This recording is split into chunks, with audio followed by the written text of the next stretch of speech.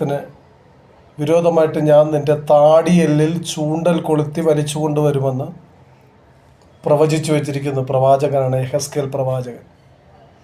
ആ പ്രവാചകനെക്കുറിച്ചും ആ സാഹചര്യങ്ങളെക്കുറിച്ചും ഒത്തിരി കാര്യങ്ങൾ പറയാനുണ്ടെങ്കിലും ഇത് ചില യൂട്യൂബ് ചാനലുകൾക്കും ചില മീഡിയകൾക്കും പ്രയോജനമാകട്ടെ, അവരിത് എടുത്ത് പഠിക്കട്ടെ എന്നുള്ളൊരു താല്പര്യത്തിലാണ് ഞാൻ ഈ വീഡിയോ ഇന്ന് ഇടുന്നത്.